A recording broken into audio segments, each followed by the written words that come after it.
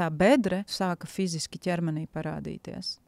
Bailes, es jūs redzu. Ko tu toreiz izlēmi, lai nokļūtu tur? Ēkšņi, es pamodīšos nevis savā dzīvoklī, bet villā.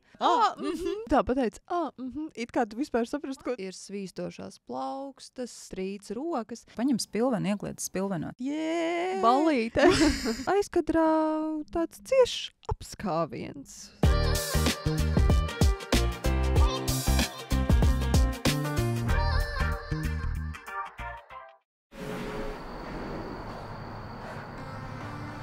Jauns interjers, plašāki veikali, modei un tev vēl vairāk vietas, atpūtas pitstopi, svaigums un silta gaisma, mūsdienīgums visapkārt.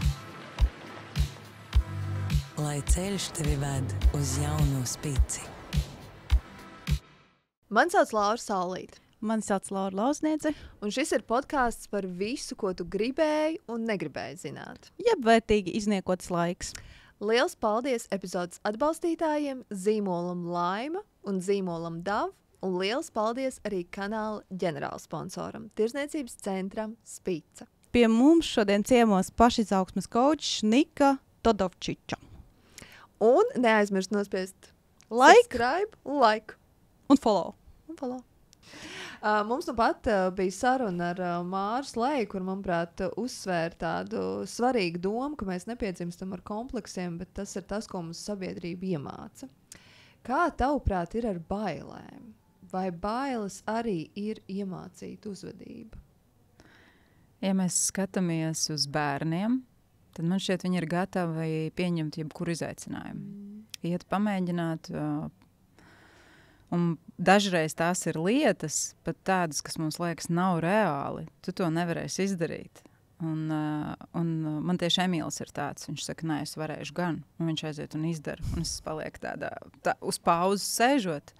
Tikai tādēļ, ka manējās kaut kādas bailes vai nepārliecinātība, tad brīdī saka, ka es to nevaru izdarīt.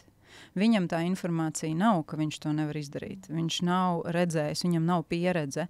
Bailes principā būvējās pateicoties pieredzēji. Kā es saku, atmiņa ir mūsu lielākais ienaidnieks, jo, ja es tev šodienā paņemtu nost visas atmiņas, un es teiktu, ka tagad, mēs iesim darīt to, un tev nav nekāda zināšana par to, ka tu to nevari.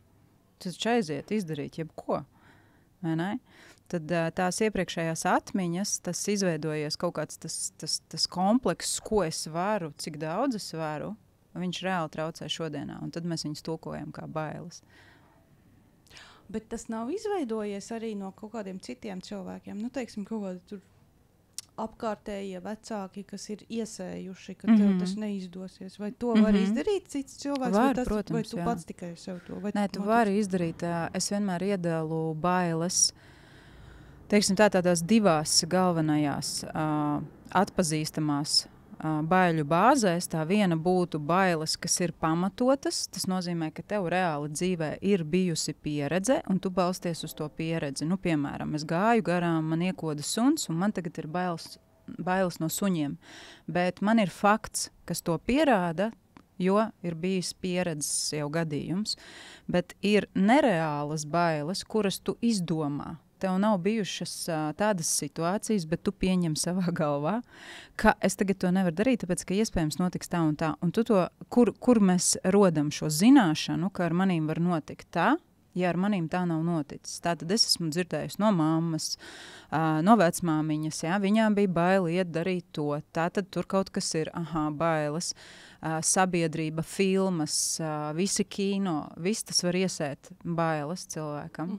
Tātad ir uzreiz jānoskaidro šis faktors, vai tev šīs bailes ir reālas, no tavas pieredzes iegūtas, vai viņas ir, kā es saku, izdomātās. Nu, viņas ir nereālas, tā ir tikai doma par to, ka tādas bailes eksistē tev. Bet tad tādas var pārprogrammēt. Nu, teiksim, ja man ir iekodis suns, man ir bail, un tad es 5 gadu laikā strādājot ar šo tieku no tā, teiksim, kaut kādā veidā vaļā. Es teiktu ne 5 gadu, bet 5 sesiju. Vismaz manā pieredzē es esmu par to, ka procesam ir jānotiek ātri. Tas ir mūsdienu, teiksim, viens no mūsdienu bonusiem, ka mēs varam tikt pie ātra rezultāta, bet ne visiem tas dara. Nu, kā pieņemsim dažādas dejas. Vienam patīk ātrās ritma dejas, un vienam vēl joprojām patīk lēna deja. Vai ir pareizi vai nepareizi? Nav. Ir gan. Un es vienkārši esmu tajā pusē, kur mums nav gadi, lai risinātu problēmas. Man nav 5 gadi sēdēt un risināt šīs te bailes. Man vajag rezultātu uzreiz. Tādēļ šīs tehnoloģijas, kas ir mūsdienās, ļauj atrisināt daudz, daudz ātrāk. Man ir tas viens galvenais jautājums, lai mēs pēc tam beidzam, ja? Galvenais būs izrunāts, un tad viss. Lai mēs tā teorētiski nerunājam, tā tīri praktiski tu strādā vairāk, protams, ar sievietēm, un ar kādām bailēm viņas pie tevis nāk. Teiksim, ja mēs tā tagad procentuāli uzskaitītu, kas ir tās lielākās bailes, ar ko pie tevis vēršas? Es teiktu, ka strādāja 85% sievietes, 15% vīrieši, kuri pārsvarā ieplūst daļ tā, kas sievietes ir ieteikušas. Un ja mēs skatāmies uz visiem gadījumiem, kas ir stāsts par bailēm, tad interesants, man droši vien ir jāizstāsta, lai saprastu to, kā strādā šis mehānisms. Pie manis pievelkās cilvēks, tanī brīdī ar to aktuālo tēmu, kas man pašai ir sevi jāizstrādā.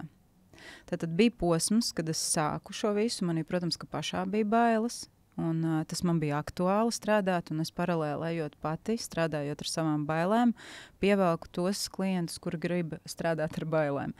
Bet šobrīd es jau esmu izgājusi cauri visām tām lietām, un es saprotu, ka vairs tie klienti vairs pie manis nenāk. Tur ir kaut kādi citi zemūdens akmeņi, ko cilvēks, viņš vienkārši nesaprot, viņš neredz. Teiksim, tā viņa dzīvē ir likumsakarības, kas atkārtojās, viņš nesaprot, kāpēc tas tā notiek. Viņš no viņām netiek ārā. Bet, ja es atmiņā tagad paskatīšos uz to posmu, kur izteikti strādā ar bailēm, tad tās nav pārsvarā reālās bailes. Tas nav stāsts par suņiem. Tas nav tas gadījums. Pārsvarā tās ir bailes realizēties, bailes mainīt darbu, bailes mainīt dzīves vietu, apstākļus, attiecības. Tādas ļoti praktiskas lietas. Un cilvēks dēļ šīm bailēm, principā, gadiem var palikt tur, kur viņš ir. Tā kā viņš stagnē kaut kur. Jā, vienkārši eksistē, es teiktu tāpat. Vienkārši eksistē tajā dzīves rutīnā, kurā viņš ir. Un es to esmu savā slengā nosaukusi par kapiņiem, tāpēc, ka tur nav dzīves. Tu vienkārši eksistē savā kārbiņā, un tas tieši tas pats, kas atrasties jau kapos, jo nekas nenotiek tavā dzīvē. Tu vienkārši visu laid garām. Tev nāk iespējas, tu viņas nepieņem. Tev nāk piedāvājumi, tu neesi gatavs. Un visu to pašā pamatā regulē bailes par sabiedrības viedokli, vai kā mani vērtēs, ko par to pateiks citi, ko pateiks par to mans vīrs, vai es būšu pietiekami labā citiem, ja es pieņemšu lēmumu savā labā. Tad apakšā īstenībā slēpjas tāds tā pašā laikā mazvērtības komplekss vai vēlme ļoti spēcīgi izpatikt citiem. Cilvēks pat nezina dažreiz, ko viņš pats vēlās, un viņam tā iemesla dēļ ir bail pieņemt šo te lēmumu. Es gribēju vēl par vienām no lielākajām bailēm par publisko uzstāšanos. Mēs ar tevi arī nedaudz runājām, ka tev bija pasākums Splendid. Es esmu lasījusi, ka gan pozitīvs satraukums, gan bailes rada fiziski viens un tās pašas sajūtas. Ir svīstošās plaukstas, nezinu, kādam varbūt trīc rokas. Vienīgā atšķirība ir tas prāta stāvoklis. Ja reiz mēs fiziski jūtamies tieši tāpat kā pozitīvs satraukuma priekšā, kāpēc bailes mūs tik ļoti paralizē un kā strādāt ar šo brīdi, kad prāts ir vienīgais, kas tevi it kā boikotē? Tāpēc, ka prāts ļoti cenšas tevi pasargāt. Kāpēc mums vispār ir bailes?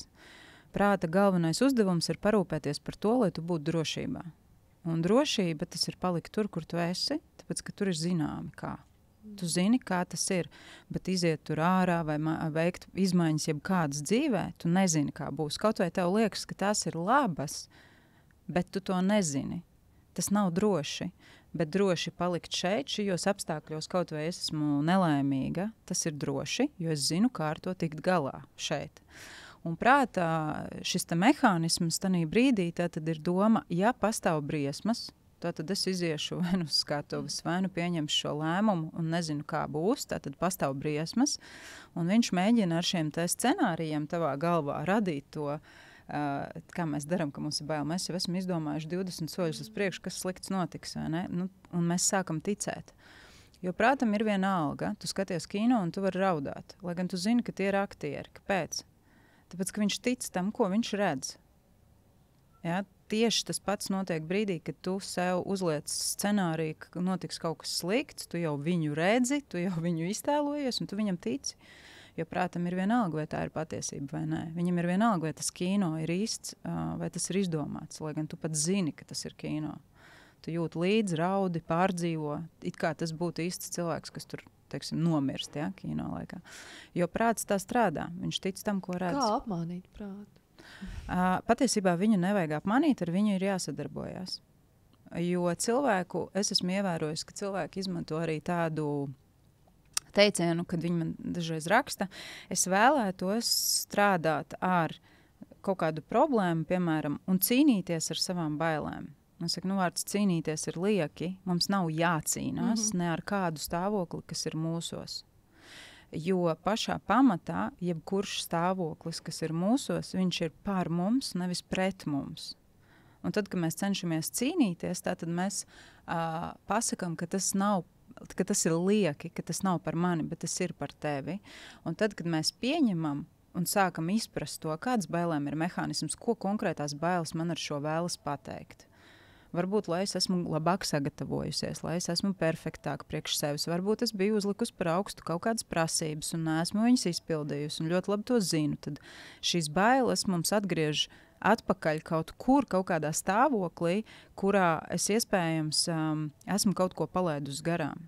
Un bailes mēdz strādāt mūsu labā. Vienkārši cilvēks viņus uztver kā lietu, pret kuru būtu jācīnās. Bet ja mēs viņu pieņemam, tad mēs atgūstam kontroli pār bailēm.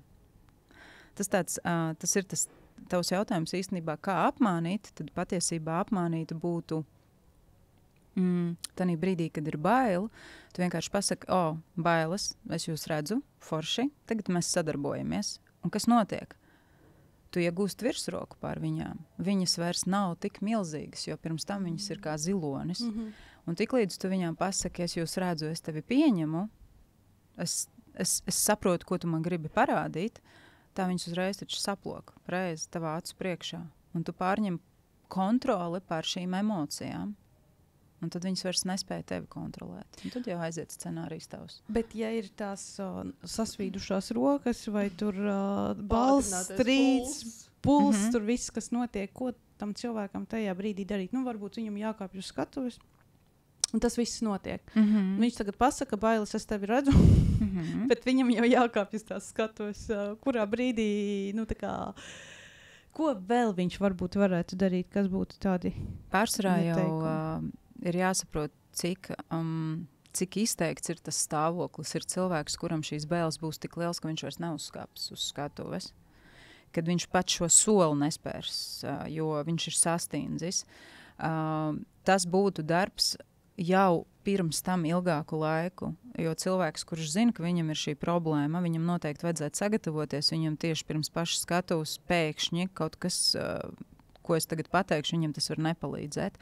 Bet viena lieta, kas palīdzēs, ja šīs bailes ir tādā vēl veselīgā formā, un viņas nav jau, tādā izteiktā fobijas līmenī, tad šī lieta ir, mēs varam caur ķermeni dabūt ārā emociju. Tā, lai būtu skaidrs. Ja tev ir kādreiz bijusi, kādai no jums ir bijusi tā sajūta, tas milzīgais uztraukums? Jā, vienmēr jau uzstājoties kaut kur. Jā, kad jau bet, ir kādreiz tāds spēcīgs bijis, kādreiz, ka jūs varat atcerēties tiešām, bija izteikti spēcīgi. Tāpēc es nekad neesmu kāpusi dziedāt uz skatuves. Mēs izvēlamies izvairīties no lielām auditorijām. Kaut kas uz to pusi, es nezinu, cik spēcīgs. Priekš tevis, tu vērtēs sevi. Es tagad domāju tā, ka man tur sastingušas kājas, un es vispār vairs nevaru pakustēties. Nē, vienkārši tā, ka tu tiešām jūti ķermenī dzīvot. Jā, protams. Nu, tāds, tātad, kas notiek? drebulīts. Jā, kā tu to zini, ka tev ir šīs bailes? Tu saki drebulis, jā? Man, Tātad piemēram, ķermenis. uzreiz rokas. Jā. Tad kas tas ir? Ķermenis paziņo fiziski reaģē no konkrētas emocijas, kas tajā brīdī ir. Ne? Tā ir enerģija, kas ir tik liela tevī iekšā, ka viņa burtiski sāk tevi kratīt. Tad ko mēs varam izdarīt? Mēs varam dabūt ārā no ķermeņa šo emociju. Un tad, tagad, ja tu atcerētos to stāvokli, kad tev sāk kratīties rokas, un es tev pajautāju, kas ir pirmais, ko gribas izdarīt? Uzreiz, kas ir pirmais, kas nāk prātā? Nu, man tā kā laikam atbrīvoties gribētu. Jā, bet kā, ja tavs ķermenis atbildētu, kā viņš gribētu atbrīvoties? Neanalizē vienkārši pirmā frāze, kas nāk prātā. Ja tavam ķermenim būtu jāatbrīvojās no šīs sajūtas trīcošās. Skriet prom. Es tieši gribētu teikt aizbēgt projām gribās, bet ko? Skriet, Jā. teiksim, skriet. Jā. Un iedomājies tagad vienkārši vizualizēt to, kā tu nostājies un skrien uz vietas no visa spēka. Tu skrien, ātri, nu cik pusminūti tā varētu, ne? Kas notiek? Aizaušos. Jā, vēl tālāk. Kas Nu, tā notiek? kā tāds bezspēks un atslābums. gan jau. Atslābu. Atslābums, jā. Kāpēc? Ko mēs iztērējām? Enerģiju. Enerģiju. Mēs iztērējam enerģiju. Ko mēs Un mūsu ķermenis jau viņš ir ļoti gudrs. Viņš māk izmantot enerģiju. Un šī enerģija, kas mūsos iekšā kaut viņa bija negatīva, nu, piemēram, ja mēs esam ļoti dusmīgi, kāpēc citi cilvēki iesit tur pa sienu, kas notiek? Ķermenis izved ārā to enerģiju. Viņš iesit un pēkšņi, nu, bērni mums bieži to rāda, vai ne? Vārtās pa zemi, tur histērijā, un pēc 5 minūtēm pieceļās, hei, viss ir kārtībā. Hei! Kas notika? Viņš burtiski caur ķermeni izvadīja ārā negatīvo emociju, nevis atstāja viņu sevī. Un šeit ir tas, ja jūs atstājat sevī viņu, tad izejot uz skatuves, jums nāksies dīloties ar to enerģiju. Ja? Tad tur jau ir jābūt kaut kādai praksē, kā es viņu mācēšu izmantot publikas priekšā. Kā es to enerģiju pārveidošu, lai uzspridzinātu uz skatuves. Bet ja es to nemāku, tad es iesaku pirms iet ārā izmest. Teiksim, mans ķermenis, kas viņam paprasa, ko tu gribētu izdarīt ar šo enerģiju, viņš saka izmest. Un tā es arī izdarīju tur, mēs iepriekš runājām, Splendidā, es skatuves. Es lecot gaisā, purināju rokas un burtiski bija sajūta, ka es izmetu ārā šo uztraukumu, šo enerģiju. Un man iestājās tāds, es noelpojos un iestājās miers. Jo tāds sava veida, tā kā ne bezspēks, bet tāds uz leju. Jo enerģija tika pārveidota. Man liekas, pēc šī podkāsta noskatīšanās bieži varēs aizkulisēs redzēt lēkājušas un uz vietas skrienošus cilvēkus. Katram tas ir kaut kas cits. Zini, kas ir man klientiem, jo šādā veidā mēs strādājam ar jebkuru emociju. Tā var būt arī dusma strīdu laikā, arī ar partneri. Ļoti daudziem gribas kliegt. Un tad es saku, bet tagad piecelies, un sesijas laikā es klientam saku, nu piecelies un kliedzu. Nē, es nevaru. Es saku, nu paņem spilvenu, iekliedz spilvenā, cik skaļi var. Un tad viņš pieceļās, aiziet projām, atnāk atpakaļ, un tāds smaida. Viss kārtībā? Jā, viss ir labi. Un mēs dabūjam ārā to emociju, kas tur varbūt dzīvo ļoti, ļoti ilgi. Jā, tad tu vari redzēt lecošus, kliedzošus, sitošus, un tas viss strādā. Es tikko pat atcerējos, ka Prāta vētra kaut kur stāstīja, ka viņi pirms koncertiem vienmēr spēlēja futbolu. Un es savā prātā, ka kaut kā to lasot, domāju, nu, kur viņi var spēlēt futbolu, lielais koncerts, jāgatavojas. Nu, kā var vienkārši... Jātaupa enerģija. Jā. Tā bija gatavošanās jā. Jā, tā bija gatavošanās. Es gribēju par profesionālajām bailēm. Tu noteikti esi bieži vien dzirdējusi, kāpēc cilvēki izlēma nesakot saviem sapņiem vai mērķiem. Kas ir tās top, 3 vai cik tev nāk prātā lietas, kāpēc cilvēki sevi attur? Tās ir bailes mainīties, bailes no nezināmā. Kas ir tie iemesli, kāpēc cilvēki tik bieži atstāja savus sapņus novārtā un nesako tiem vai nepieņem tos lēmumus? Es domāju, ka es varu sākt ar savu pieredzi, jo es 2 reizes dzīvē esmu, kā minimums 2 reizes dzīvē esmu gājis tieši šīm bailēm cauri. Un tad, kad no juristas mainīju profesiju uz treneri, un tad, kad no treneris mainīju profesiju uz šo profesiju. Arī uz treneri.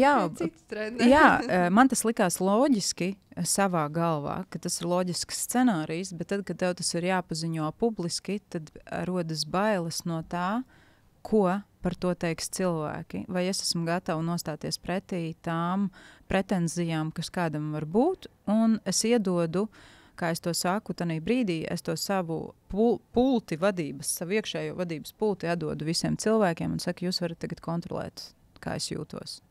Un kādam var nepatikt, kāds man var izteikt komentāru, un tas ir tik sāpīgs tanī brīdī, kamēr tu esi nestabils savā lēmumā. Un tu burtiski vari sabrukt, ja tu neesi pietiekami mentāli spēcīgs, tu sabruc, un varbūt pat piekrīti, jā, cik muļķīgi bija mainīt kaut ko, es iešu atpakaļ. Un tas, kurš ir mentāli varbūt saskāries ar šīm sajūtām, sapratīs, nē, es iešu uz priekšu, es izcīnīšu šo. Bet pārsvarā šis ir galvenais iemesls. Cilvēki domā pārāk daudz, ko par viņiem domās citi. Tas ir burtiski tas, ar ko es katru dienu satiekos. Bet kāpēc? Tādēļ, ka nav fundaments sevī. Tu par sevi neesi pietiekami labās domās, neesi pietiekami droši par savu lēmumu, šaubies. Un patiesībā, kas notiek, iedomājieties 2 scenāriji. Šaubas, kad manī ir iekšā šaubas par pieņemto lēmumu, es taču runāju nepārliecināti. Es te plānoju tagad mainīt. Es gribētu mainīt profesiju un apkārt uzreiz. Un uzreiz skatās tā, ko tu iedomājies, ko tu runā muļķības. Kāpēc? Tāpēc, ka man nepārliecinātības sajūta apkārtējie cilvēki, viņu translē man atpakaļ. Ja? Un tad būtu viens moments, vai es pieceļos un saku, nē, es esmu droša, un viņi, ok, vai es arī palieku vēl mazāka un palieku savās šaubās. Ja? Otrs ir scenārijs, es vienkārši atnāku un saku, klausieties, es vakar parakstīju līgumu, mainu profesiju. Baigi labā ideja, vai ne? Wow, pārsteigums, jā. Tur dažādas emocijas, pārsteigums, cik negaidīt, vēl kaut kā, bet tas nekādā veidā nav vērsts pret manu lēmumu, vai ne? Kāpēc? Tāpēc, ka viņi jūt nostāju, tas ir mans lēmums, kurš jau ir izdarīts.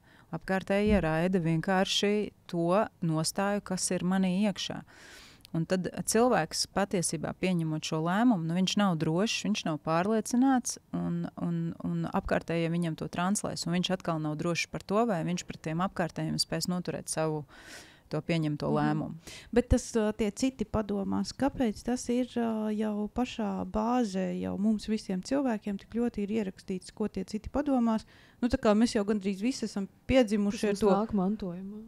Ar to sabiedrības, ko tad viņi visi teiks? Kā Laura teica, nāk mantojumā pavisam vienkāršā veidā, kas tad kādreiz mums, mūsu vecākiem, mūsu vecvecākiem, kas bija svarīgi. Ko kaimiņi domās? Ko kaimiņi nedod Dievs redzēs, kā tu vari pasties, ko runā mūsu tagad pagalmā, pagastā, pilsētā. Visi to redzēs, visi padomās, un kas bija tik ļoti izteikti svarīgi, ka tas jau tika nodots no paudzes paudze. Jo, kādreiz arī par visu klačojās. Tādās mazākās pilsētās es pat nāku no mazpilsētas, kur visiem interesē iebāzt degunu citu ģimenē, citu makā, citu vispār visās attiecībās, ja, un viss tiek nodots tā kā tālāk. Un cilvēkiem tas ir ielikts iekšā, šīs bailes. Es domāju, ka mūsu paudze ar šo sociālo vidi, ar šo uzdrošināšanos runāt skaļāk, lēnām sāk mainīt šo stereotipu par to. Un, teiksim, mūsu bērni jau, viņi māca mūs, ka man ir vienalga, ko domā citi. Viņiem taču nav tāds paterns iekšā. Viņi velk, viņi velk zeķes dažādas, jā. Viņi var uzvilkt, man dēls vispār var bikses otrādi uzvilkt. Un meitas šodien uzvilk svārkus pa virs biksēm. Jā, un ko viņa ar to grib pateikt? Ka viņai ir svarīgāk, kā viņa jūtas, jā, ka viņai, mēs varam teikt, bet ko padomās citi? Kas vispār tas tāds, kas ir tie citi? Ja? Viņš skatās un domā, kāds sakars citiem ar mani. Es gribu, man tā patīk, viņš man vienmēr atbild. Un ja tev tā patīk, dari. Jā, bet tā atkal mums ir tā interneta pasaule, kur tie citi ļoti skaļi to pasaka. Ja iepriekš kaimiņš varbūt pat tikai nodomāja, tagad jau visu neuzaicināja tev uz dzimšanas dienu. Jā. Tad tagad tu saņemsi tos komentārus un es ticu, ka tu arī mainot, kā tu teici, 2 reizes diezgan kardināli savu profesiju, tu noteikti saskāries ar ļoti daudz komentāriem par to, ko tad tu esi iedomājusies un kāpēc tu pēkšņi no fitnesa uz coachingu un kas vispār notiek? Protams, jā, ka es saskāros, man pāris tūkstoši cilvēku atsakoja no manis un citiem vēl likās par vajadzīgu man paziņot Kāpēc viņi to ir izdarījuši? Nevis vienkārši unfollow, bet starp citu es tev vairs nesakošu. Jā, protams, kad ar to es tam arī izgāju cauri, tā bija superīga skola, un es visiem tiem cilvēkiem pasaku paldies, viņi ielika manī tādu fundamentu, ka šodien es vienkārši, skatos uz to visu, tā, ka tas manī neskar. Bet tev bija tas mazais moments, kad pēkšņi, nezinu, tavā pastkastītē iekrīt tur 10, 20 vēstules, un tu sāc aizdomāties, un tevī sāk sēties šīs šaubas par savu lēmumu? Nē, šaubas nebija, jo viņas pašā pamatā nebija. Es zināju, kāpēc es ko daru, bet nepatīkama pēcgarša paliek, jo tā sajūta, ka tevi pieņem tikai kaut kādu konkrētu. Sabiedrība tevi pieņems, ja tu būsi tāds. Kā viņiem ir izdevīgi, un tad, ja tu izlem būt savādāks, tad sabiedrība pasaka, ka viņi tevi vairs nepieņem. Stāsts manā gadījumā bija vairāk par šo emociju, ka tu neesi pietiekami labs, ja tu izvēlies sevi. Ja, un ļoti tas parādījās tad, kad pat nevis kā pārmetumu, bet tās vēstules, ko es tagad esmu pieradusi tik ilgi ar tevi trenēties, kā es tālāk to visu darīšu, lūdzu paliec un šāds te, un tad tev liekas, vai jūs manis dēļ paliktu, vai jūs manis dēļ kaut ko neizdarītu vai izdarītu, diez vai. Man bija jāsāk vairāk domāt par sevi tanī brīdī. Tur nebija tās šaubas, vai es daru pareizi. Tur vairāk bija tās sekas tam, ka es pati sev pateicu, ka es gribu izdarīt tā, kā man ir labāk. Un tad tev ir it kā tāda uzliek uz pannas un pārbauda, vai tu esi gatava. Katram izliekumam un krociņai, ko neizdodas mitrināt katru dienu, iegūsti 24 stundu krēmīgi maigas ādas sajūtu. Jaunā Dove Advanced Care dušas želeja sastāv no spēcīgām mikromitrinošām pilītēm, kas bagātina ādu, padarot to maigu. Jaunā Dove dušas želeja krēmīgi maigas ādas sajūta 24 stundas. Tu tagad mini, ka tu daudziem maini viņu dzīves un iedvesmo. Kas tevi iedvesmoja tajā momentā? Vai tev bija kaut kāds coach vai palīgs vai skolotājs? Mani iedvesmoja mans lūzumpunkts. Tad, kad es sāku apzināties to, ka tā vīzija, kuru es sev biju uzbūvējusi galvā par to profesiju, kurā es esmu sasniegusi kaut kādu atpazīstamību tajā. Man bija ļoti labs projekts uzbūvēts, kurš strādāja perfekti. Es biju finansiāli nodrošināta tajā sfērā, es redzēju arī attīstību, es biju ieguldījusi savā izglītībā, nesen tieši biju pabeigusi papildus izglītības Stradiņos. Tā kā padziļināti, bet es sapratu, ka nekas no tā nespēja atgriezt manī atpakaļ to prieku par to, ko es daru. Un atzīt sev, ka es esmu šeit sevi izsmēlusi. Un tajā brīdī tev it kā sabrūk viss tā tava nākotne, uz kuru tu balstījies. Jo tev taču likās, ka tā būs vienmēr, tagad es darīšu šito, tur scenārijs skaidrs. Ir sevišķi tāpēc, ka mums ar vīru darbs kopīgs, zāle kopīga, un tas sekas paziņot arī viņam par to savu lēmumu, ka es tagad nebūšu ar viņu tajā vairāk visā. Tas bija tāds vislielākais izaicinājums vispār tajā. Un tā bedre, ka es vairs nejūtos laimīga, šī sajūta, ka es vairs nevaru darīt darbu, tas nav godīgi pret tiem klientiem, kur pie manis atnāk. Nav godīgi man pasniegt pakalpojumu caur negatīvu emociju.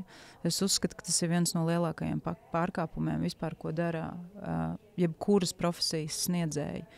Jo tu nemainot darbu, jūtoties slikti, nevar iedot cilvēkam neko labu. Tu viņam iedod ķekši pēc, un viņš tev par to maksā.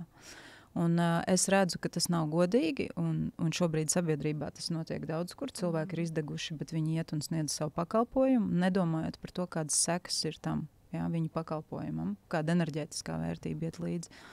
Un tā bedre, viņa man jau sāka fiziski ķermenī parādīties. Tad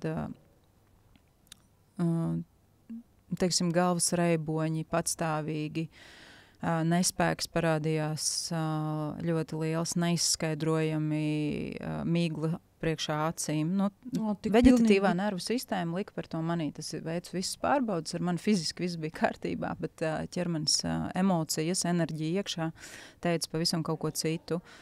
Un šī bedre bija tas, kas man vispār atvēra acis uz to, ka ārpus fiziskā ķermeņa vēl ir arī mentālais ķermenis. Jo visu šo laiku es biju fokusējusies tikai uz fizisko.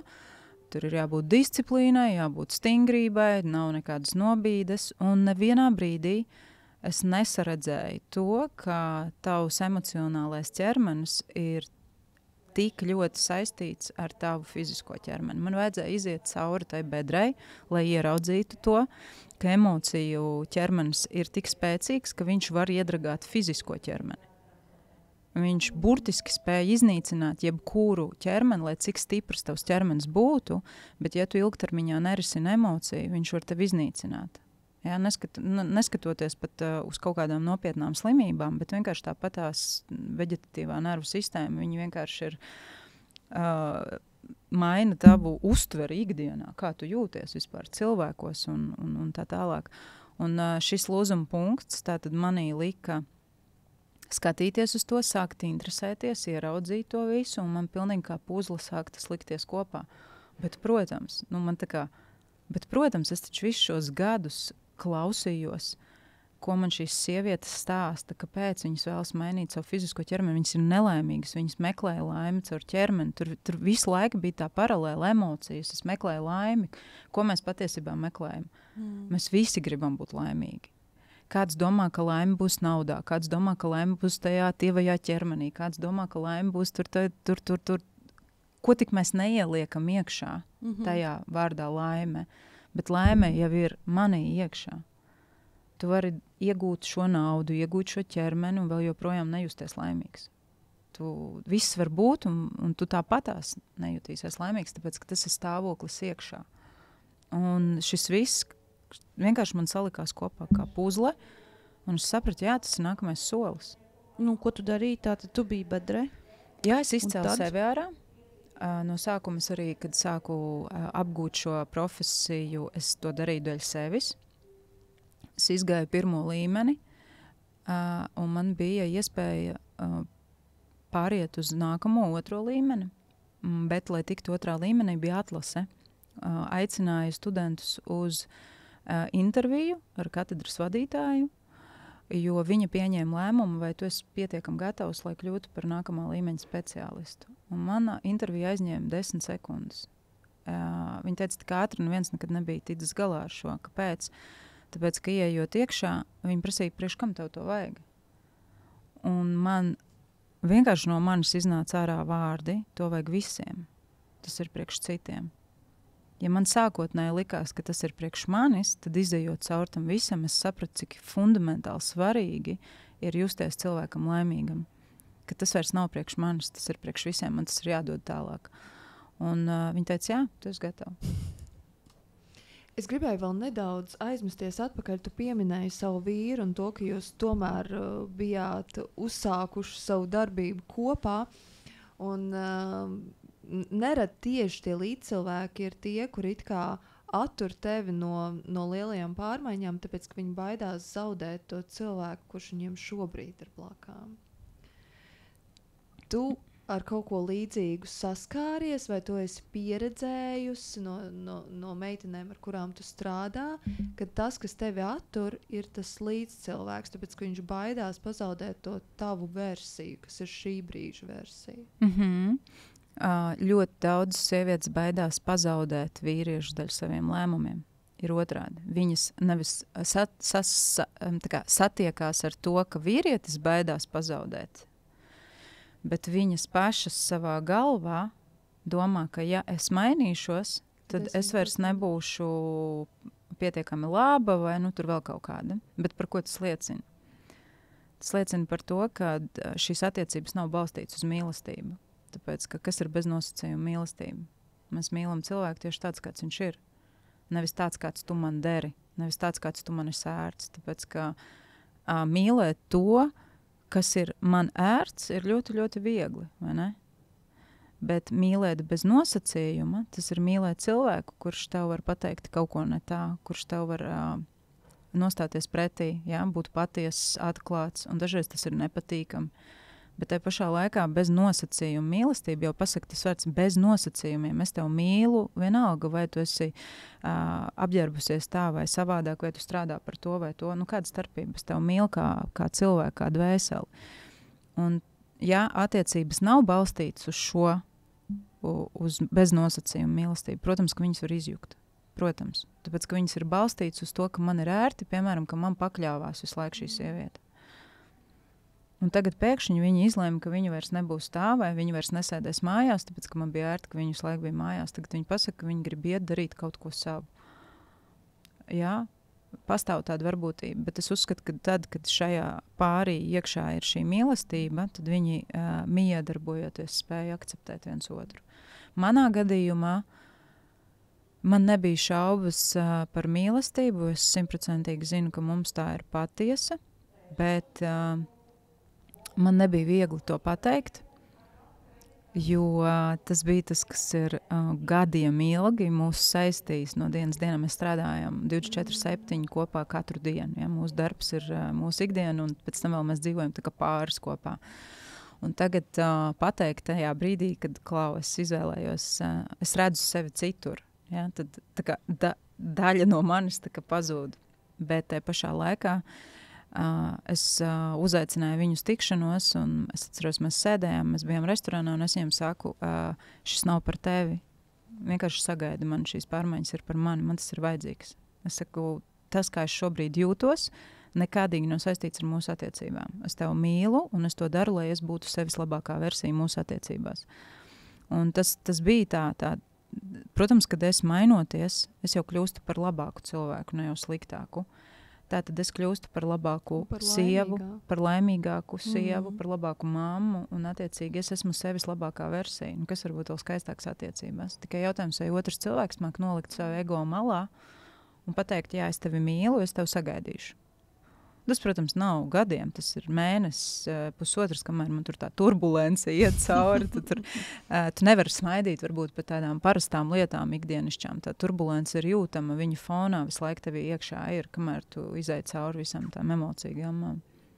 Bet tas noteikti ir tādam pārim, man šķiet tāds izaugsmes posms, nākamais līmenis tajās attiecībās. Jā, Bet kā atkal ir par tiem citiem cilvēkiem? Parasti jau saka, kad tu gurķi ieliec marinādē, un tu paliksi par marinētu gurķi, tāpēc, ka tu no tās marinādes gribi vai negribi uzšūksies. Un, teiksim, ja tu nomaini tagad to vidi, vai tev mainās arī apkārtējie cilvēki? Ar to taču arī jārēķinās. Tas ir fantastiski, jā. Mums neviens šajā pasaulē nepiedara. Tad, kad tu saki, es negribu, lai viņi aiziet, tad tas ir ego līmenī. Es gribu pateikt, ka viņi man visu piedara. Bet tad, kad cilvēks saprot, ka mums neviens nepiedara, vispār neviens, arī ne vīrs, arī ne bērni, viņi pieaugs un aizies, un viņiem ir tiesības to darīt, tad tu saproti, ka fokusēties uz apkārtējo vidi vispār nav nepieciešams. Tu šajā dzīvē spēj būt labs elements tikai tad, kad tu esi laimīgs, tāpēc, ka tas ir tas, ko tu raidi, vai ne? Un ja tu paliec tajā sabiedrībā tikai tādēļ, ka tu uzskati, ka tas ir pareizi, tu nekļūsti par labu elementu. Tāpēc, ka tu neesi laimīgs. Un, protams, kad ir cilvēki, kuri aug līdzi, mēs nepārtraukti miedarbojamies, un it sevišķi ģimenes ietvaros mums izveidojas jau gadiem dzīvojot viena zemapziņa uz visiem. Kā tas ir ikdienā redzams, ka tu padomāji, un vīrs atnāk un pasaka, klau. Jā, un tu pļāviens, es pa dienu tieši par to domāju. Jā, tā ir tā viena zemapziņa uz visiem. Viņa komunicē mūsu starpā, tādā domu līmenī. Mēs varam nolasīt viens otru. Viņš atnāk mājās, viņš var neko nepateikt, bet tu zini, ka tur kaut kas īsti nav kārtībā. Jā, pilnīgi jūti. Vai tieši otrādi. Var neko neteikt, un mēs jūtam, cik pacelētā noskaņojumā viņš ir. Tā ir tā kopā vienojošais elements tajā neredzamajā līmenī.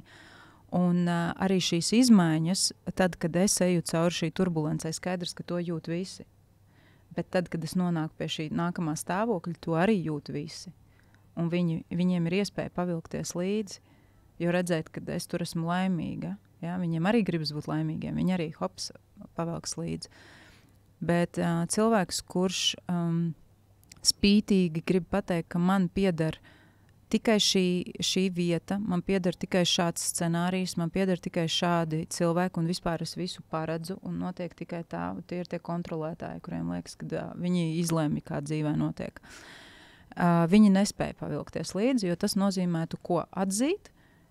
Ja man ir jāmainās, tad man ir jāatzīst, ka kaut kas šobrīd ar mani nav. Bet es esmu daļai tik augstprātīgs, ka es nevaru atzīt, ka ar mani kaut kas nav. Un viņš neiet izmaiņās. Viņš spītīgi paliek tur, kur ir. Un tas ir brīdis, kad nāks vienkārši dabīgā veidā jūs izšķirties. Tie ir tie draugi, piemēram, kas mums aiziet. Nepaliek visi uz visu dzīvi, visi draugi, lai gan tev liekas, ka tajā laika posmā mēs bijām tik. Bet viņš nospēlēja to lomu tieši uz to laiku posmu. Un par to ir jāpasaka paldies, jo viņš bija tieši precīzi uz turieni paredzēts.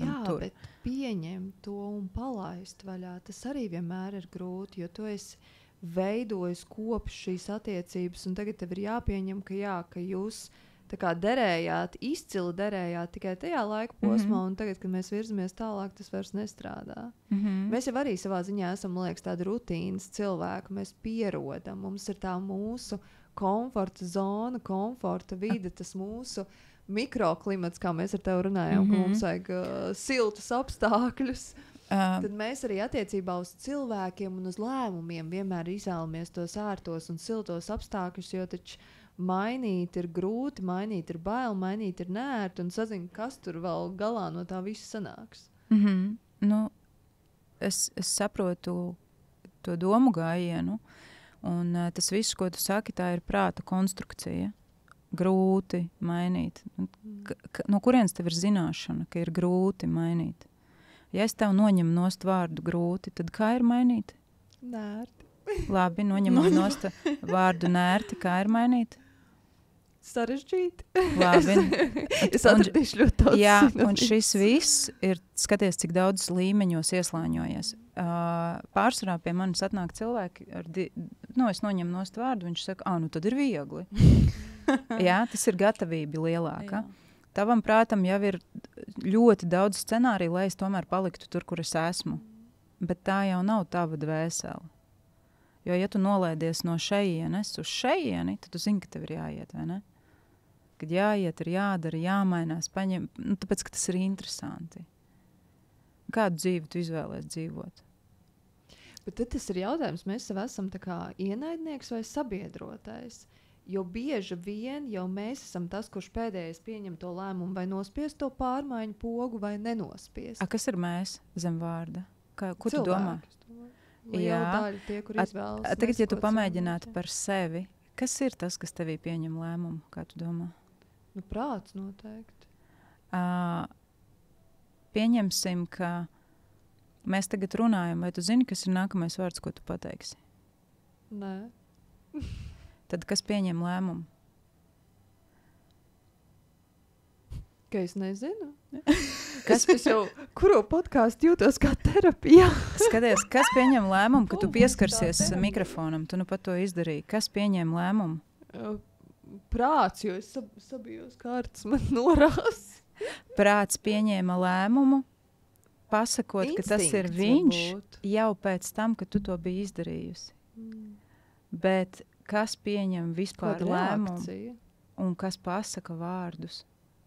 Tu tagad runā, kas viņas pasaka. Tu taču neskaties, viņi nav pierakstīti. Tu nezini, kas ir nākamais vārds, ko tu pasaki.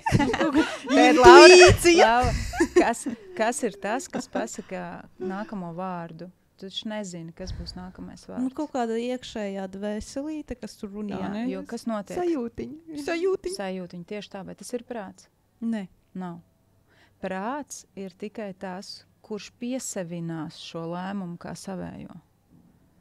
Bet ir taču tie lēmumi, kurus mēs pieņemam ļoti apzināti, izsvarot, un tad ir tie, kurus mēs intuitīvi uz tādu pirmo impulsu izšaujam. Jā, bet abos gadījumos tie ir meli. Abos gadījumos tas nav prāts. Jo, ja ir prāts, kā tu saki, ļoti, es tur rakstu, teiksim, par labu, plusiņus un mīnusiņus, kas tev iekšā ir, kad tu to dari, kāda emocija? Šaubas. Bet es Šaubas tikko gribēju teikt, grūti. Ļoti Jā. grūti ir pieņemt. Tu pat pieņemot, redzot plusiņus un mīnusiņus, tāpat pieņems citu lēmumu. Jā, jo man Iespējams. liekas, ka mēs jau iekšēji zinām. Tas ir tāpat kā Jā, saka, un ja kas tu ir nezini, ko iekšēji? izvēlēties, Jā. uzmet Lūk, monētu. tu pateici pareizo. Kas ir iekšēji? Kas ir tas iekšēji? Tur dzīvo īstā Laura. Abos jūs gadījumos īstā Laura. Abas lauras. Abas Lauras, Īstā Laura viena dzīvo īstā. Un prāts savukārt ir tā konstrukcija, kas no bērnības, no sabiedrības, no kino ir savācis informācijas daudzumu. Viņš ir viņu uzkrājis un viņš pēc viņa tulko. Vot tā. Skaties, cilvēks, kurš nekad nav saticies ar informāciju par slimībām. Ja mēs paskatītos kaut kur tālumā dzīvo cilvēku kaut kāda rasa cilvēku vai cilvēku kopiena. Un viņi nezina, kad ir slimības. Kā jums domājat, viņi slimo? Nu, viņi neslimo, bet ja viņi saslims, tad viņi nezina, kas Viņi tas nezina, ir. kas tas ir. Un viņi neslimo. Jā. Tāpēc. Nebaidās. Viņi neslimo. Viņiem nav tāda zināšana par to. Nu, varbūt viņiem paaugstinās temperatūru, Viņi un par viņi to nesaprot, viņi ka tā nezina, ir jā, paaugstinājusies viņiem nav, temperatūra. jā. Nu, jā. Un tāpēc, ka prātam nav uzkrājusies informācija par to, kas tas ir. Un sajūtu līmenī, tas ir šeit iekšā tā mazā Laura, tā ir tā, kas pieņem, un tu to zini, tad to sajūtu tu zini, kad tu esi pieņēmusi caur šejienu lēmumu un pieņēmusi caur šejienu, caur prātu konstrukciju. Šeit vienmēr ir grūti. Es to saucu par kožļeni, kad tu domā, un tev pilnīgi tā doma grauž. Tas ir caur prātu. Bet tas, ko tu minēji, tas ātrais hops, tas ir caur šejienu un ir viegli pieņemt to lēmumu, tāpēc, ka mēs iekšā zinām gan to, kas mums ir jāizdara, gan to, kur mums ir jāiet, un kāds tad priekš maniem, kādam vajadzētu būt tam lēmumam. Un cilvēks dzīvo tik daudz tajā prāta konstrukcijā, ka viņš nedzird to iekšējo. Man tikko tāda multinīte vispār salikās iekšā, ka ir tā mazā Laura, kas tur dzīvo, kuru nedzird, un tad viņa tāda stūrīti apvainojusies Viņi ir sēž. tā, tieši Un tā. tad, kad viņu sadzird, tur noteikti ir tāds, Jā. Balīte. Un tu precīzi noraksturoji to sajūtu, jo tad, kad tu sadzirdi to savu, Jā. tev pilnīgi skudriņas var izskriet cauri. Tu pieņem lēmumu ar to sajūtu un ir tāds atvieglojums pēkšņi. Es sapratu, kas man ir jādara. Ir tur tā uzvaras garša iekšā. Un tu pareizi arī saki, viņa ir ļoti maza. Kāpēc? Tāpēc, ka ikdienā mēs viņu neaudzējam. Mēs laiku šeit dzīvojam, prātā. Kontrole, trauksme, bailes un viss šis tas ir šeit. Tad, kad mēs caur šejienu pieņemam, tur ir vieglums, tur ir tāda sajūta, ka, ja nesanāks, man drīkst nesanākt. Ja nesanāks, es atrisināšu, tad, ja nesanāks. Un es sev tik ļoti ticu, ka es ticu, ka es tikšu galā arī tad, ja man nesanāks. Un tad, kad būs jārisina, es risināšu. Šī sajūta dzīvo tas ir vieglums, tā ir ļaušanās, plūšana. Šeit dzīvo bailes, pieredze, atmiņas, savāktā informācija, tāpēc, ka man ir zināšana par to, ka var neizdoties, un tāpēc es labāk nedarīšu, jo tas nav droši un tā tālāk. Tas Šeit. tāds tā kā grāmatvedis tur sēž un Jā. skaita, ko tu izdarīji, ko Jā, neizdarīji jā. pareizi. Un tad tu prasīji par to, kāpēc mēs par to runājam, vai tas ir kā ienaidnieks, ja, ka mēs paši esam. Mēs neesam savi ienaidnieki, ja mēs dzīvojam caur šejienu. Bet man liekas ļoti retais, kurš dzīvo caur šejienu. Jā, tāpēc mēs šis 2024. gads nevelti saucās atmodas gads, kad varat pamanīt aizvien vairāk cilvēki runā par šo dažādas sfēras profesijas. Cilvēki runā par to, kā viņi ir sasnieguši rezultātu, ka tā ir ticība sev, ka tā ir iekšējā balss. Paklausīsimies pasaules bagātākos cilvēkus, ko viņi visi saka, kā viņi tur nonāca. Ticēja sev. Viņi atkārto visu laiku viens un tos pašus vārdus. Slavenākie aktieri, populārākie dziedātāji, kas viss viņos ir viens un tas pats. Ticība, tā balss iekšā, ticība sev. Un tas ir tas, par ko runā aizvien vairāk cilvēki, lai mums visiem būtu tāda iespēja. Jā, tā kā pasaules tā galvenā doma mūs visus aizvest līdz tam, ka mēs varam ticēt sev. Un tas notiek aizvien vairāk, tāpēc aizvien vairāk parādās cilvēki, kuri strādā ar kaut kādām bailēm, traumām, vēl lai izvestu tos cilvēkus uz to stāvokli, kurā tu vari būt jebkas. Tu vari pieņemt lēmumu, kādu tu vēlies. Tev nav jābaidās.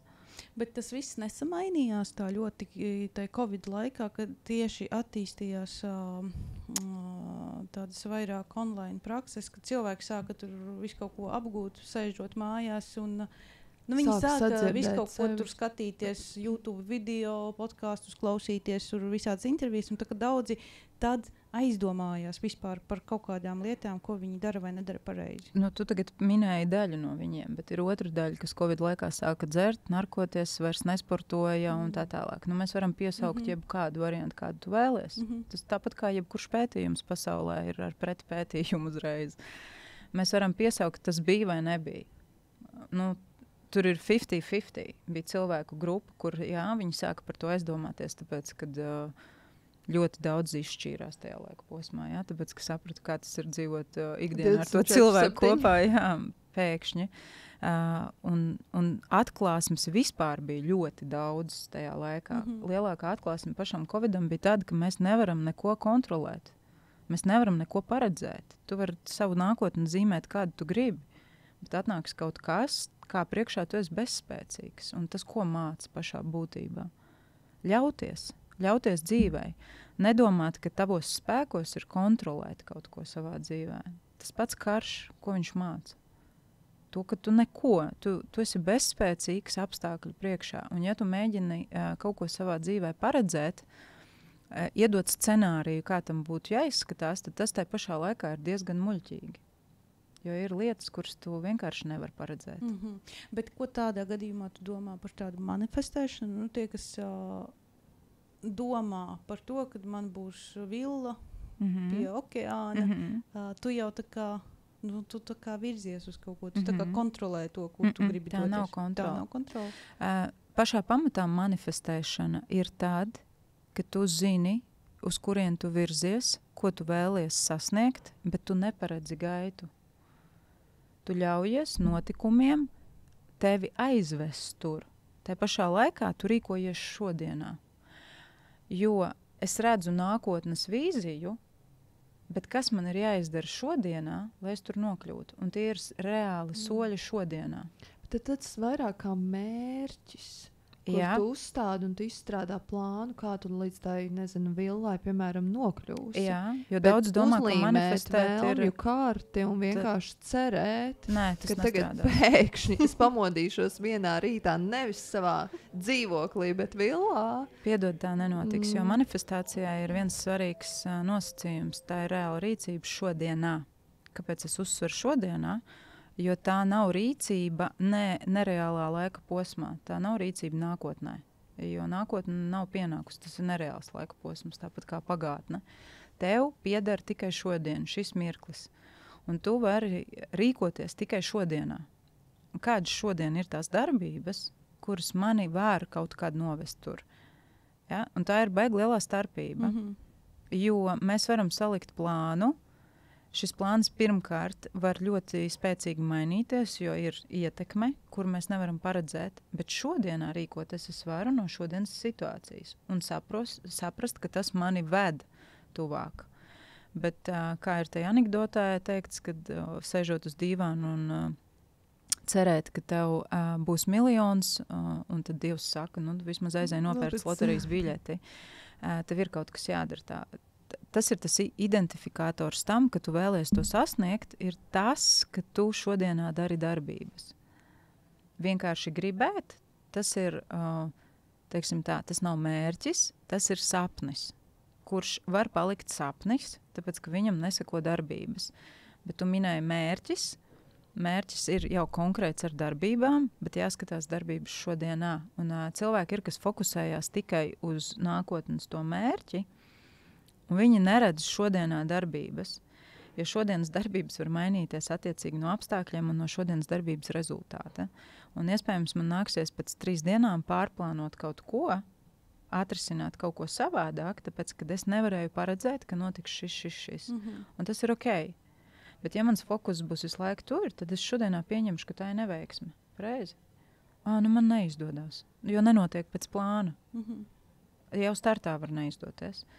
Bet, ja es koncentrēšos uz tām lietām, ko es varu izdarīt šodienā, tad katra problēma vai šķērslis, kurš atnāk, viņš ir risināms šodienā. Tas gan var novest līdz rezultātam. Es gribēju vēl nedaudz par tādu negatīvu, bet es šobrīd varbūt esmu tajā, es nerunāju par sevi, es vispārīgi runāju, tajā savas profesionālās dzīves brīdī, kuras jūtos nelaimīga, kur es saprotu, ka es vēlos kaut ko mainīt, bet man ir klātesoši ļoti izteikti šīs bailes. No nezināmā, no iespējas varbūt pazaudēt to, kas man ir šobrīd, jo man tomēr ir stabilitāte. Tu pēc savas pieredzes, jau 2 reizes kardināli mainot savu profesiju un vispār arī pēc savām profesionālajām zināšanām, kāds tev būtu padoms tai sievietei, varbūt iespējams arī vīrietim, kurš jūtas pazaudējies un kurš ļoti augstu kaut ko mainīt, bet viņam nav. Viņš varbūt nav savienojies ar to savu mazo iekšējo es, bet viņam nav šīs drosmes neko mainīt. Tas arī ir tas pats galvenais iemesls. Drosmes nav, tāpēc, ka nav fundaments. Es. Nepastāv es.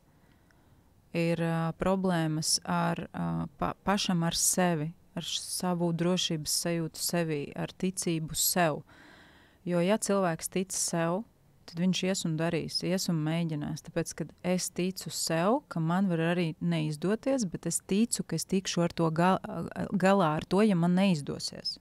Ticība sev nozīmē, ka es nepieļauju tikai pozitīvu rezultātu. Es pieļauju to, ka es tikšu galā ar negatīvu rezultātu. Ar ko ir jāsāk? Dažreiz cilvēki profesiju maina, jo domā, ka tādā veidā kaut kas viņa dzīvē mainīsies. Un var nenotikt tā. Tas nav tik ļoti par vēlmi sekot konkrētajai profesijai, bet tas ir vienkārši par vēlmi nomainīt pēc izmaiņām. Tās dekorācijas cerībā, ka tas mainīsies. Jūs skaties, ka tā rupji var būt, bet ja tev kabatā ir sūds un tu smirdēs visur, kur tu ej. Tev liekas, ka smirda apkārt. Un tu vari nesaprast. Tu aizies tur smirdēs. Bet patiesībā smirdi tu pats. Tas uzreiz visiem ir skaidrs, šis salīdzinājums vienkārši. Un te ir stāsts par to, ka ļoti daudz koncentrējās, man vajag mainīt darbu, un man vajag mainīt varbūt attiecības un vēl, bet vispirms saprast, vai tev ir kārtībā viss pašam ar sevi. Vai tu pats par sevi jūties labi? Un tad, jūties? Auditorija ir jautājums. Un tad pie tevis nonāk šī sieviete. Un ko tad jūs darāt? Kā tad jūs sākat strādāt par to jušanos? Vai tur ir vēl kaut kādi priekšdarbi tai sievietei? Nē, viņai nav priekšdarbi. Sesijas laikā es jau dzirdu starp rindiņām to, ko viņa pati nedzird. Pavisam viegls jautājums, lai būtu kas. Tu vēlies izmaiņas, lai būtu kas. Mainīsi darbu, lai būtu kas tev nāk prātā kāda atbilde. Ieej tēlā sieviete, kura grib mainīt darbu, jo nejūtās. Es domāju, ka ir tas, ko tu jau iepriekš teici, ka tā ir cerība, ka tad dzīve mainīs. Jā, lai būtu laimīgāka. Lielākajā daļa gadījumu ir ielikts šis te, bet laime nav apkārtējos apstākļos. Laime nav tur. Laime nav ķermenī, laime nav naudā, laime nav darbā. Laime ir sevī. Un tas ir tas. Mēs varam iedomājieties, ja paliek tie paši visi apstākļi, kas ir tam cilvēkam, bet mēs viņu uztaisam par laimīgu cilvēku, tad kā ir? Tad viss ir labi. Kāpēc? Apstākļi ir tieši tie paši, tas pats vīrs, tas pats darbs. Tāpēc, ka viņš pats jūtas labi. Jā, un šeit ir startā, ja tu prasi, kas ir tas padoms, noskaidrot, saprast, vai tev pašam par sevi, ar sevi ir labi. Vai tā nav mukšana no kaut kādas realitātes, vai tā nav mēģinājums meklēt to laimīgo ceļu, bet patiesībā viņš arī nebūtu tur. Ja? Un tad, kad tu par sevi pats iekšēji saproti, ka tu esi laimīgs, tev patiesībā var būt laimīgi. Tu var būt laimīgs jau ar kuru cilvēku. Pa īstam, ja tu esi laimīgs, jebkuru darbu, jebkuru cilvēku tu var būt laimīgs, ja tu pats esi laimīgs. Bet lielākai daļai jau tā nav.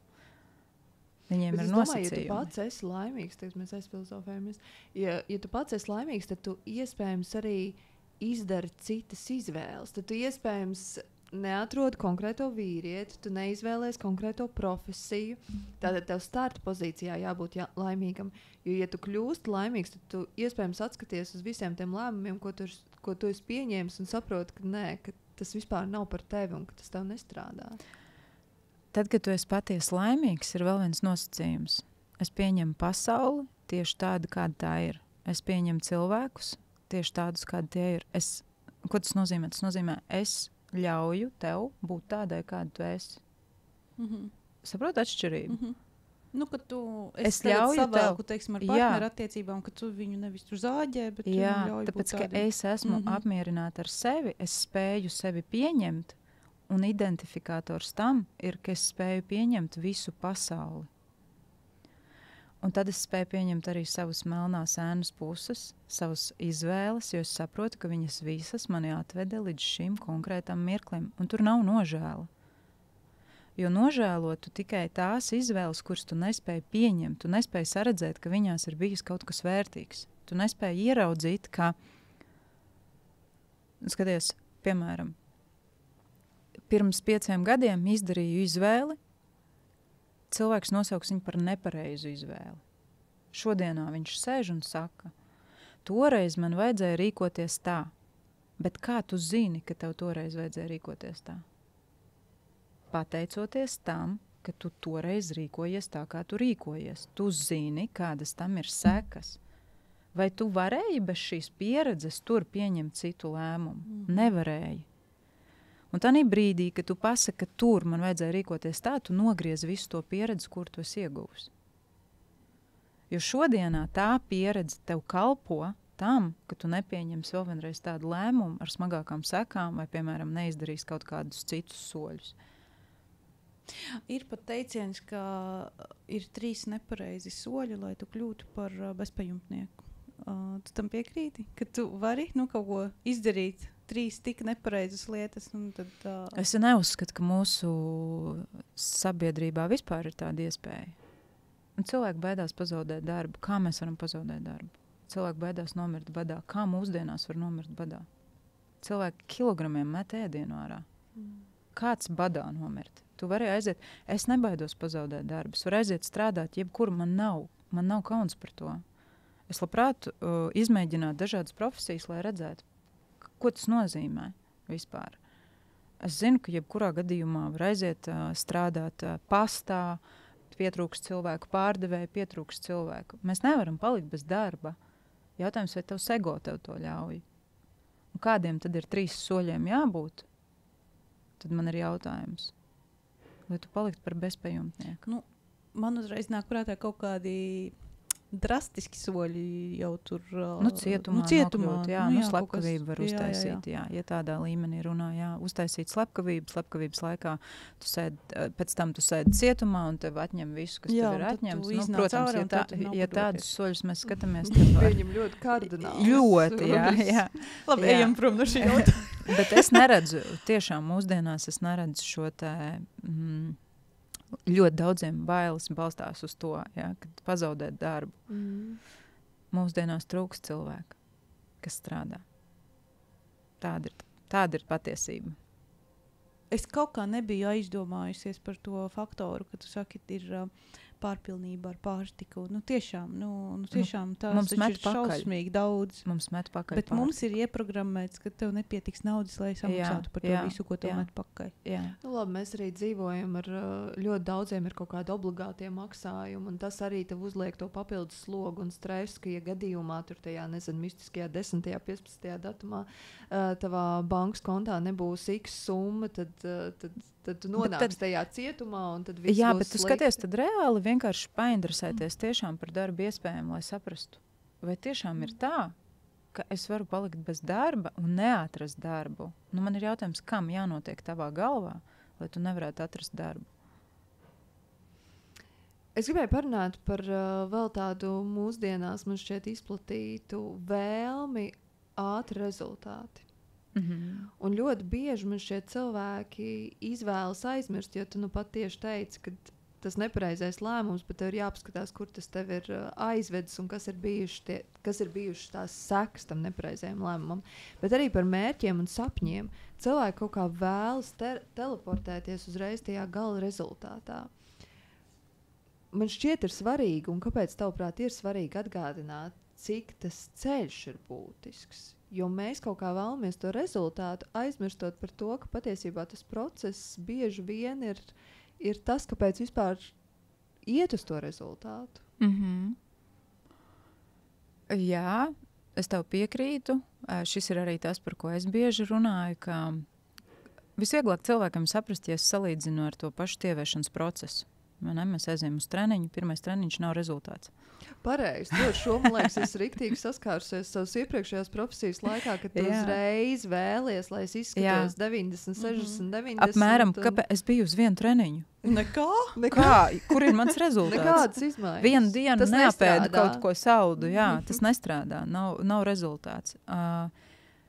Ir jāsaprot, ka rezultāts veidojās no uzkrātā potenciāla. Tad uzkrājās jebkuras darbības, kuras tu dari sava mērķa virzienā, uzkrājās. Un tas uzkrājums, viņš ir ļoti maz redzams. Tāpat kā finanšu uzkrājums, ja mēs noliksim bankā uz cik tur procentu likmi, ārprāts cik maz tā padomā. Tik maz. Bet tad, ja mēs pastamies pēc 10 gadiem, forši.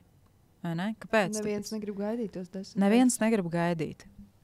Stāsts ir par ko? Jā, mūsu tas dzīves ritms ir nereāli ātrs. Viss par to liecina. Storijas mēs pat minūtu garus nevaram noskatīties, ir maksimāli īsi pāršķiram, nav interesanti, visu laiku vajag visu, lai būtu dinamiski. Tas pieradina mūs pie tā, ka nepārtraukti ir vajadzīgs ātrs temps. Bet kā to var mainīt? Meitenēm, piemēram, kuras tur tievē, es vienmēr saku, kas ir rezultāts? Tev ir viens lielais rezultāts, gala rezultāts, bet paskatāmies, kāda ir rezultāti pa ceļam. Aizgāju uz vienu treniņu, uz pirmo treniņu. Tas ir rezultāts? Ir, tāpēc, ka tu gadu nebija bijusi ne uz vienu treniņu. Pirmais treniņš ir rezultāts tam, ka pat nebija neviens, tagad ir viens. Mēnesi trenējies, ir rezultāts? Jā, bet vēl pēc katra treniņa ir rezultāts. Laba pašsajūta, uzlabojies miegs, enerģijas pieplūdums. Teiksim, ir ļoti daudz bonusi, kas tev nāk līdzi.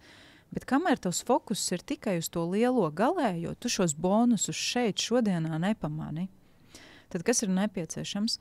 Nepieciešams ir atsekot un tiešām ar sevi parunāt, kādas tad tās mazās detaļas, kuras tu dari ikdienā, kādas tev bonus sistēmas sagādā. Teiksim, kādu mērķi mēs varētu izvēlēties. Tu esi rakstījusi grāmatu. To arī. Jā, es arī. Mērķis, protams, ir galā grāmata. Kas notika pa ceļam? Ja mēs fokusējamies tikai uz to, mums liekas nereāli garš process. Ak, Dievs, kad tas vienreiz beigsies un vispār man nav laika un es nevaru piesaisties tik klāt, kad es gribu. Tad, kad es gribu, man nav laika un tad, kad man ir domas, izrādās, ka nav iespēja un tā tālāk. Ļoti apgrūtinošs process. Bet tagad pamēģinam pārtaisīt šo procesu par pozitīvu, tad nomainīt fokusu nevis uz negatīvo, kas nav, tāpēc, ka nav vēl gala mērķis. Bet šis process īstenībā bija taču ar kaut ko pozitīvs. Ar ko? Tu izstāsti stāstu, tas ir mazliet terapeitisks process, tas pats process rakstīšanas. Bet pamēģini sadalīt mazās darbībās. Kas bija pozitīvs no tā? No katras tā brīža ikdienā, ko tu vari izvilkt ārā? Ja tu neskaties. Tu atrod laiku sev kaut kādā ziņā. Jā, laiku sev, pasēdēt mierā, padomāt, atslēgties no ārpasaules. Sazināties. Jā, tad patiesībā lietas, kuras cilvēks ikdienā nemaz tik vienkārši nevar ar sevi sarunāt. Bet šis process, ceļš uz mērķi, tev ļāva šo te iekļaut tavā ikdienā. Ar sportošanu arī ir tieši tas pats, vai ne? Mums ir lielais mērķis, varbūt gribu notievēt vai tur sasniegt kaut kādu rezultātu, bet ceļš taču ir ar tik daudz bonusiem. Iemācīties kaut ko jaunu, iepazīt savu ķermeni, atgūt kontroli pār savu ķermeni, justies labāk, nomainīt emocijas no nepatīkamām uz pozitīvām, enerģiju vairāk, miega kvalitāti labāk un tā tālāk. Un pēkšņi mēs pārliekam fokusu un mums sāk patikt ceļš uz mērķi, tad problēma ir tajā, ka cilvēka fokus ir uz to, ka viņam vēl nav un cik grūti. Bet ja mēs viņu pārtaisīsim, es ticu, ka jebkuram mērķim ceļš var būt no mazām foršām lietiņām. Un ja mēs fokusējamies uz viņām, tad īstenībā viss tas ceļš ir ritīgi foršs. Mēs taču tā kā terapijas seanss atkal. Bezmaksas terapijas seanss. Tu rakstīji, ka atbrīvojoties no bailēm, tu saproti, kas ir brīvība. Tu vari noraksturot šo brīvības sajūtu. Kāds to izjūti? Teiksim, kāda ir šī brīvības sajūta, ko cilvēks, kurš atrodas bailēs, pat neapzinās? Es domāju, ka nekas, ko es par to pateikšu, nesalīdzināms būs ar to, kā tas patiesībā jūtās. Nu, nav tādi vārdi, kas tev to var izstāstīt, kamēr tu neesi tajā stāvoklī. Bet tādas cilvēkam varbūt saprotamākās lietas varētu būt brīvības sajūta, kad tev ir pilnīgi vienalga, ko par tevi padomās. Tu vari precīzi būt tāds, kāds tu esi, cilvēks, personība, dvēsele, vienalga. Vienalga, kā mēs sevi dēvējam. Bet es varu būt tieši tāda, kāda es tanī brīdī vēlos būt, un es nedomāju, ko tu par mani domā, kā es tagad izteikšos, vai ko domās kāds no tiem klausītājiem, vai kā es tagad izskatos, vai es pareizi matus sakārtošu, vai vēl kaut ko. Tam nav nekāda nozīme. Brīvības sajūta pieņemot lēmumus. Tātad es pieņemu lēmumus nevis ar to, ko par mani padomās citi, bet es pieņemu lēmumus, kas ir labāk priekš manis. Kādu lēmumu pieņemot, es izvēlos sevi. Un tad, kad es uzdodu šo jautājumu, kādu lēmumu pieņemot, es izvēlos sevi, man šķiet, katrs iegūst atbildi, kas viņam ir īstenībā jāizvēlās. Tas ir par to mazo daļu mūsos, jā. Jo tā brīvības sajūta ir tad, kad tu dzīvo no tās sajūtas, kas ir par tevi. Un pilnīgi ir skaidrs, ka tad es esmu laimīga, tad es esmu aizrautīga, tad es esmu spējīga atbalstīt savus tuvākos, tāpēc, ka es esmu resursā, tad es esmu labāka sieva, tad es esmu labāka mamma, un viss ir tikai ieguvēji no tā. Tā brīvības sajūta ir tāda, ka es netērēju enerģiju, domājot, ko domās citi, un mēģinot paredzēt, ko domās viņi.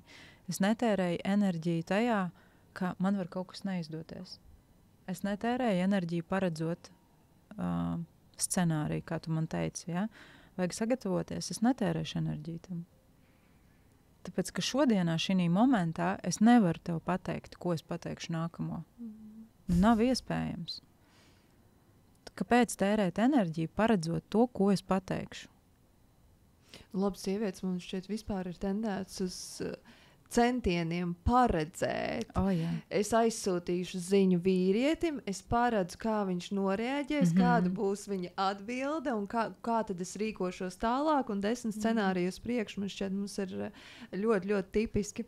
Man patīk bieži atsaukties uz Karinu Gleitneri, jau Gleitneri ex-Račko, kur tad, kad viņai jautā, vai viņai nav bail un kā viņai izdodās sakot tiem saviem sapņiem un rakstīt tās grāmatas, un viņa vienmēr saka, ka viņai lielāks par bailēm ir bailes no tā, ka tas būtu varējis ar viņu nenotikt. Palikt tur, kur es esmu. Palikt tur, kur es esmu, un nepiedzīvot visas tās kolosālās emocijas, kuras es esmu šī ceļa rezultātā piedzīvojis. Un man šķiet, tas arī ir tāds būtisks, ko atcerēties, jo mums bieži ir tās milzu bailes, bet padomā, vai tu nenožēlos, ja tu nebūsi gājis to ceļu. Jā, daudz izmanto šo vārdu. Ir grūti, ir taču grūti kaut ko mainīt. Bet saka, vai nav grūti palikt tajā stāvoklī, kurā tu esi un katru dienu sūdzēties par kaut ko, tas nav grūti. Tas arī ir grūti. Tad vienkārši vienā grūtumā nav perspektīva, otrā ir. Tad ko tu izvēlies? Bet te ir atkal tas prāts. Es zinu, kā ar šo grūti tikt galā. Šis man ir ierastais grūti. Es esmu pieradusi ar šo grūti. Šeit es esmu pieradusi, es zinu, kā tas ir. Šitai ir grūti, bet es ar šo grūti esmu jau pieradusi 10 gadus iet gulēt ar šo sajūtu. Ar to jauno grūti es nezinu, kā būs. Prāts negrib strādāt un domāt, kā darīt ar nākamo grūti. mums nē jautājumi, man liekas, Jā. ir pienākuši. Jā un nē. Jā. Padošu tālāk. Padodu tālāk. Jā, mūsu epizodes atbalstītājs zīmols Laima. Sadarbībā ar zīmolu Laima mums būs nē jautājumi jārāda ir šajā kamerā. Pavisam īsi, un šeit mēs varam censties vadīties pēc tās iekšējās sajūtiņas. Mazās lauras. Mazā daļa mūsu. Mazā daļa mūsu. Vai tu kaut ko dari, kad nekas nav jādara? Es esmu jā. Jā, jo nav iespējams, man liekas, neko nedarīt. Pat sēdēt, tas ir kaut ko darīt. Es izbaudu katru mirkli, kad es varu kaut ko nedarīt, un tad es tik tiešām neko nedaru. Vai piekrīt apgalvojumam, stress ir dzīves sastāvdaļa? Es nevaru tik īsti atbildēt. Man liekas, ka Mums pagājušajā epizodē izvērtās, ka ir 50-50. Jā, nu, šāds tas ir variants. tāds, no kādā aspektā tas ir neizbēgami. Mēs ar to satiekamies. Jautājums, cik ilgi mēs tajā uzkavējamies. Es teikšu, ka jā, tā ir neizbēgama. Es laikam teikšu, ka nē, man šķiet, ka tu vari kaut kā sakārtot to savu vidi un dzīvi. Bet tad atnāk Covid. Un tad atnāk Covid. Tāpēc ir šī atbilde. Varbūt. Varbūt. Vai tev ir kāds liels nepiepildīts sapnis, kur tu noteikti dzīves laikā apsoli piepildīt? Es visu laiku to daru. Ļoti pārliecinoši visiem, jā. Vai tu šonedēļ no kaut kā baidījies?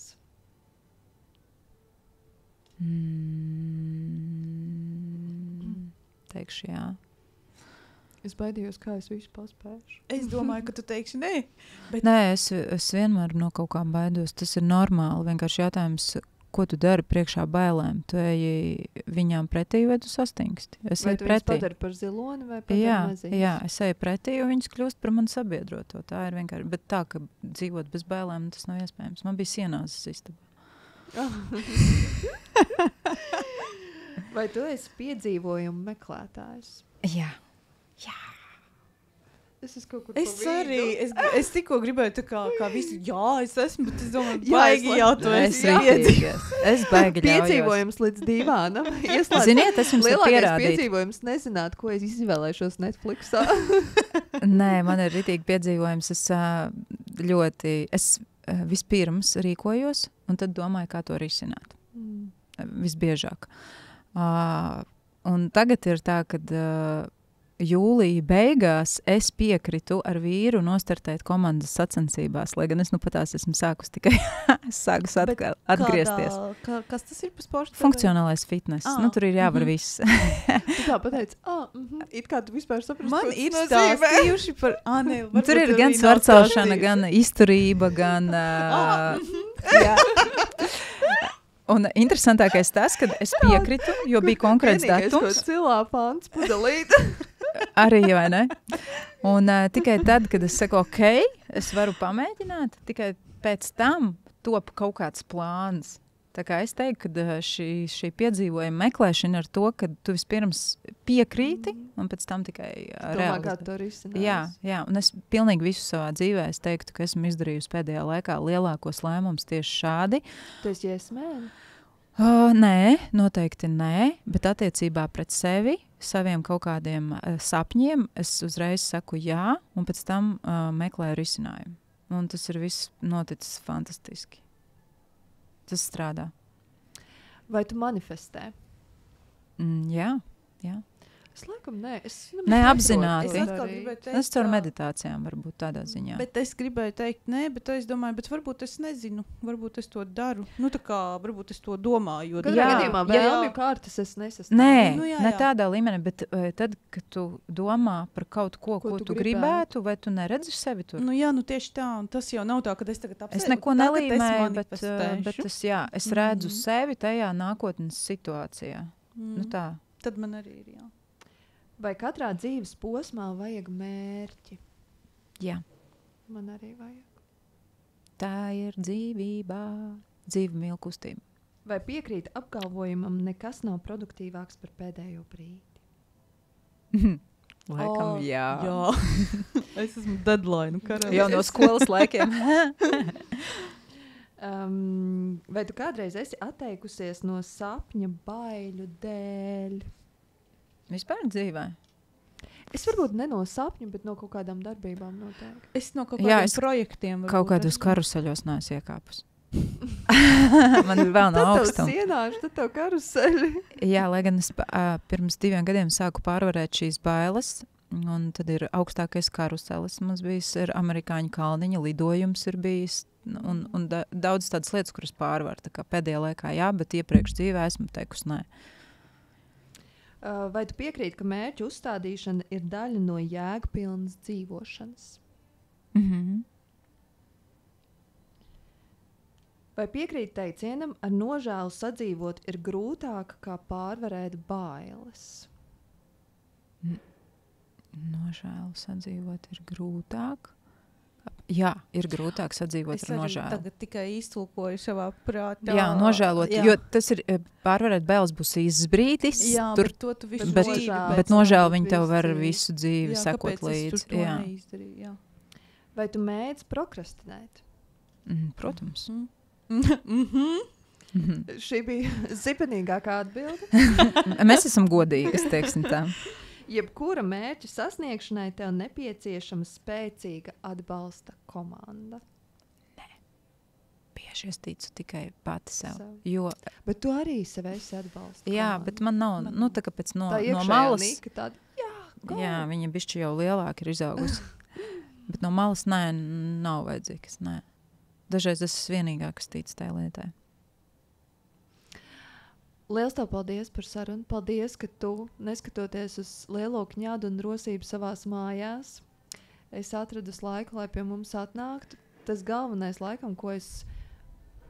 Protams, man pēc tam būs tās garās pārdomas, bet tā āšā pārdoma, kas man radās šīs sarunas laikā, iemācīties arī uz procesu, paskatīties no pozitīvā. Atrast tās mazās pozitīvās lietas, kas šo procesu padara baudāmu un arī vērtīgu.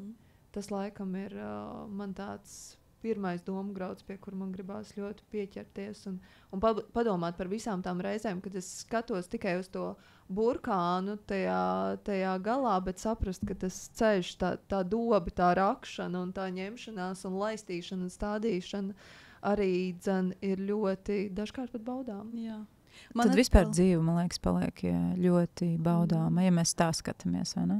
Jo tad es tikko iedomājos, tad tu varētu arī tā piedzimt un varbūt tavs tas gala mērķis ir uz 70 gadu vecumu un tad tu tā visu dzīvi tā arī nodzīvo, nedzīvodams tikai, lai tur nonāktu kaut kur.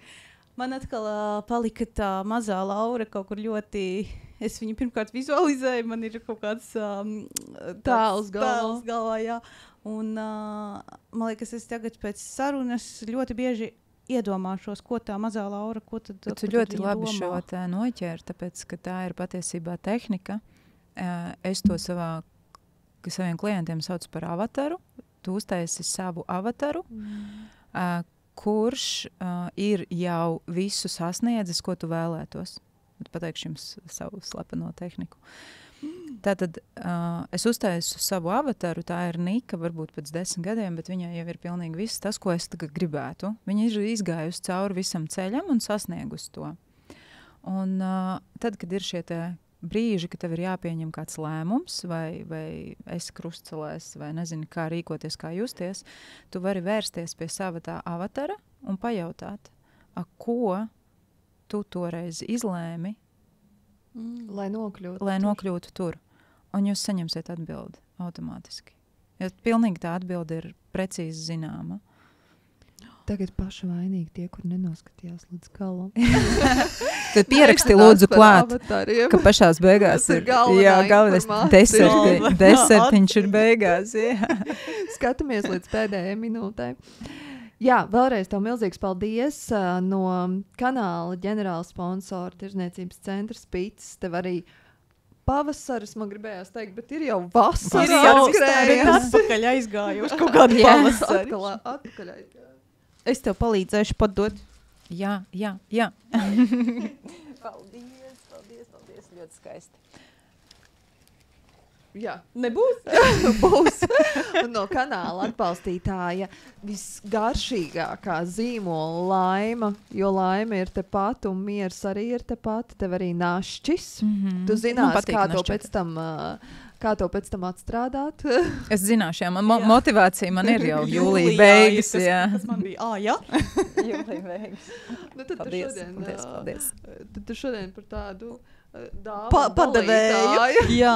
Un no epizodes atbalstītāja zīmola dāva tev arī tiem mierpilnījiem brīžiem. Un es zinu, kaut arī man ir tikai viens bērns. Es zinu, cik liela ir sievietes vēlme ieslēgties vannas istabā un pabūt mirkli tikai ar sevi un klusumā. Tā kā tev arī mirklis sev. Skaisti, jūs man te nokrāmāt. Paldies tev. Šito brīdi jums ir jāpārdomā. Ar dāvanu pasniegšanu mikrofoniem. Šis nav ērtākais. Tad es tev palīdzēšu. Paņem pat. Jā, tad un no mums būs aizkadrā tāds ciešs apskāviens. Paldies. Jums bija prieks redzēt tieši tad, kad uzrakstījis tā domāju, cik ilgs laiks ir pagājis, kad es pie tevis biju. Pie tevis mājās. Un, mājās, tas jau gan bija ilgs. Jā, 3-4 gadi noteikti. Nu, Emīlam tagad ir 5, man liekas, tas arī bija kaut kāds tāds posms, kad viņš bet bija. Emīls bija. Bet nu neilgi, teiksim tā. Jā, kādi 4 gadi varētu būt, kad pagājuši. Un tad tu vari izvērtēt, cik daudz tomēr ir kaut kas mainījies, vai ne? Tev arī tāds atskaites punkts. Jā, nu, tā kā jā, kam jā, tu esi izgājis cauri. Jo liekas, tas tepat, bet nē, tas nav tepat. Nu, un arī pilnīgi cita Nika. Nu, jā, protams. Jā. Un arī privātajā ziņā. Visādā ziņā. Jā. Es arī, man liekas, tad teicu, ka man vairs bērnu nebūs. Tā kā es vienmēr saku, man nedrīkst uzticēties. Es esmu sieviete, kur melo. Tu šoreiz teiksi, ka tev vairs bērnu nebūs. Tagad es tā vairs neteikšu, tāpēc, ka tad katru reizi, kad pasaka, ka vairs nebūs, tad ir. Tad uzrodās. Klusēju. Labāk neteikt. Jā, labāk neteikt. Bet man pietiek. Man šķiet, ka es izpildīju tādu foršu uzdevumu. Nu, daudz bērnu ģimenes status man šķiet ir...